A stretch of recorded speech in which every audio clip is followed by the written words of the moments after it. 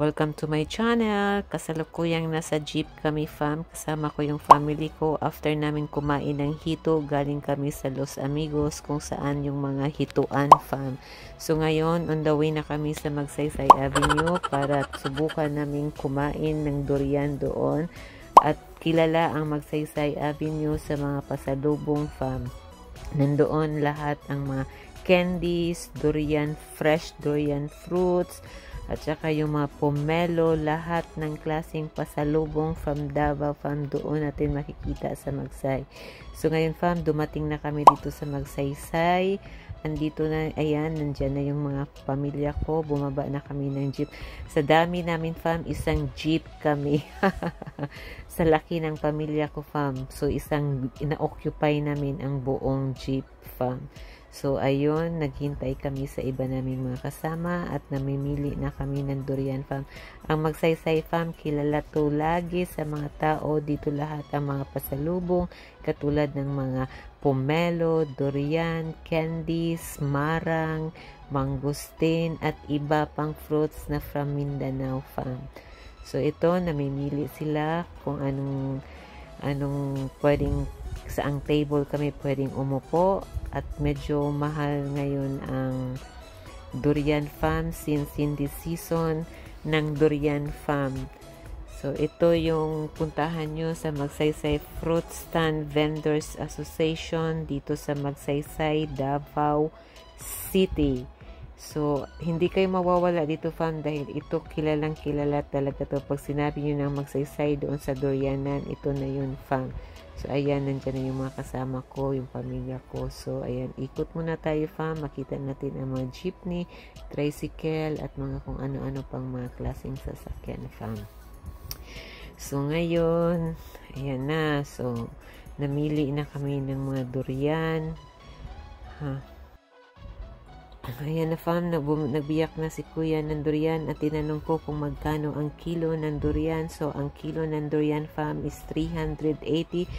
Medyo mahal siya fam dahil hindi season po ng durian. So, ang season po ng durian is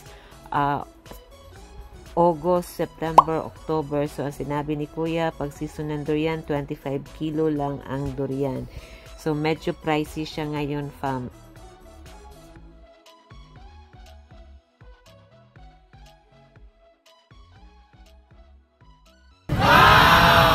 Wow, durian. Apa na sa ilaw? Sana all. Bakit? Ay, hindi na matilip ko.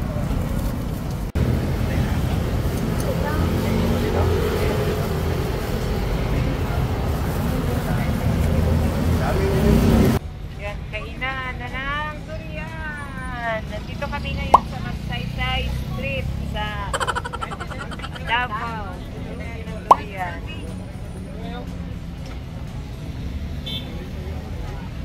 Sakit man di ay pa, mang durian. Ito pa mo.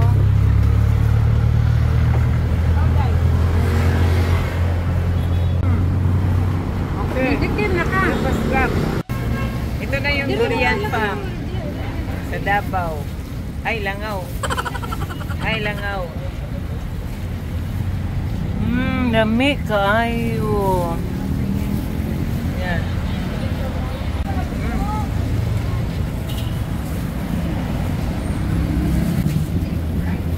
A few moments later.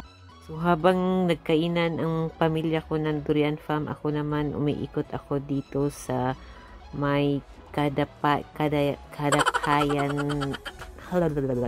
So, fam, habang busy yung pamilya ko kumakain ng durian doon sa Magsaysay Street, umiksit ako doon at naghanap ako kung saan pwedeng mag-CR fam. So, ngayon, nandito ako ngayon sa hindi ko mabanggit yung pangalan fam, Kadapayawan yata itong pangalan na to.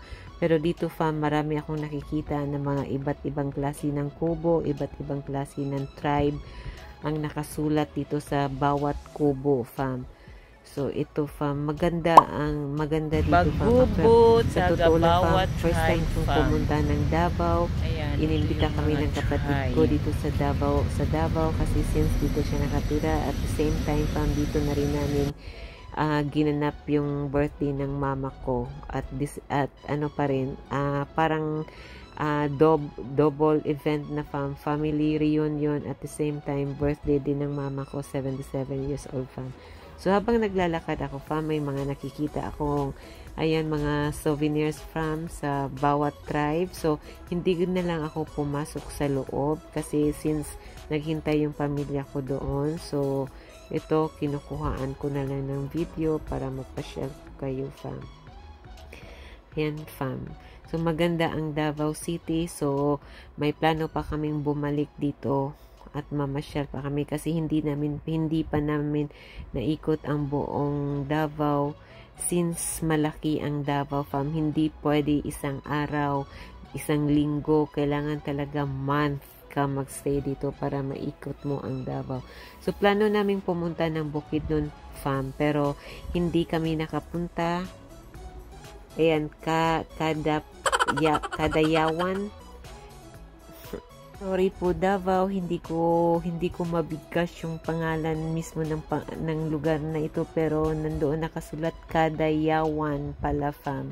So ito na fam, pabalik na ako doon sa pwesto kung saan kumakain yung pamilya kong ice cream.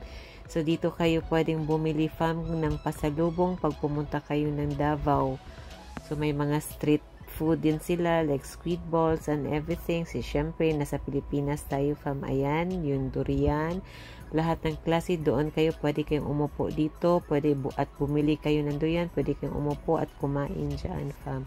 So ngayon, ayan, nandyan yung mga pomelo. Masarap yung pomelo fam. Yung mensi, matamis yan. So, ayan, ang daming durian. Actually, fam, hindi talaga siya season ng durian ngayon. So, sabi nga nila ni Kuya, yung binilhan namin ng durian na pag season daw ng durian, fam, sobrang mura lang daw ang kilo ng durian. Nasa 25 pesos lang daw ang kilo ng durian. Pag season at sobrang masarap at matamis talaga, fam.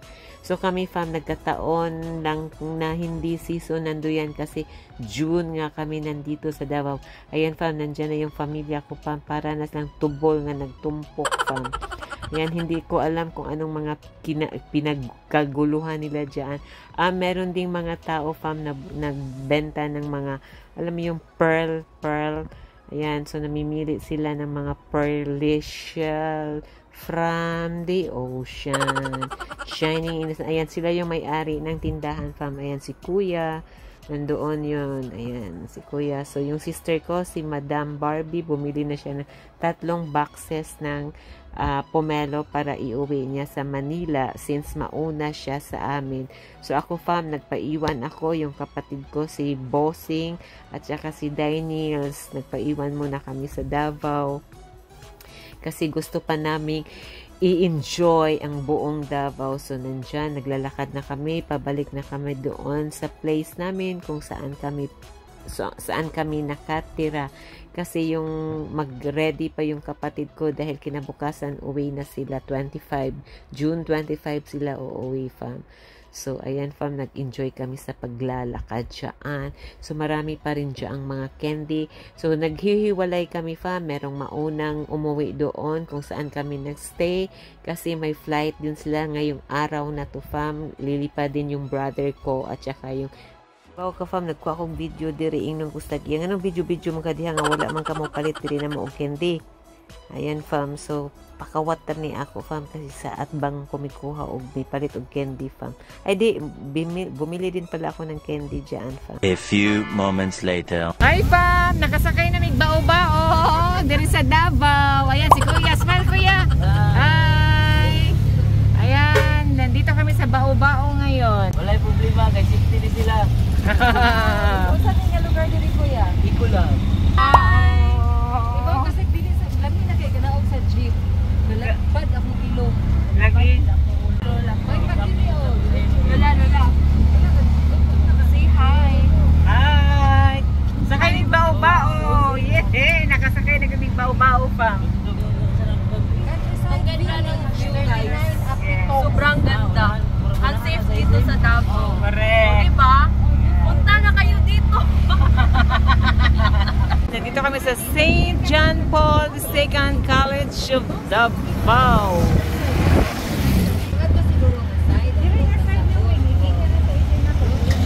Toto mo. Awa ko ani uy sa atong jeep. Ayan. Bao-bao, bao-bao. Sakay mig bao-bao. Yan, namin sa bao-bao. Gawba na mo sila. Day. Hi. Yan. Woo! Lipay mi sa bao-bao na mo. We're enjoying our life right now. Yes. Nanakay mi og bao-bao fam. Ayan, nindot kaayo ang Davao fam. Kay limpyo, tahimik, hamugaway fam. Ikaduha, first time na mo musakay og bao-bao fam. So gitawag nila bao-bao. So para dito sa atwa sa Cebu sa Manila, tricycle fam. Pero lahi ilahag style kay ayan, murag siya baog gyud siya puro bao-bao gyud siya porma fam. Pero nice kaayo, so mao tong misakay mi og bao-bao. Kay first time na mo musakay, nagpahatod na lang sad mi dito sa lugar kung asa mi nagstay. Yan. Sa lahat ng customer. Taran.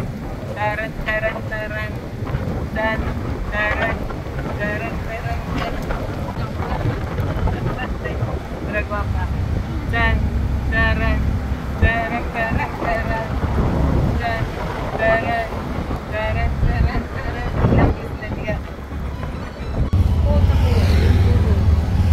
The best moment ever.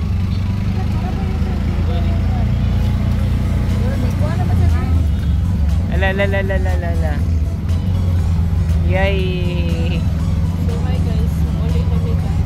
Manamig koan, habul-habulan. Wala sa amo buluhan ko. Yeah. Yay, ato na mi. Sakay-sakay mig bao-bao.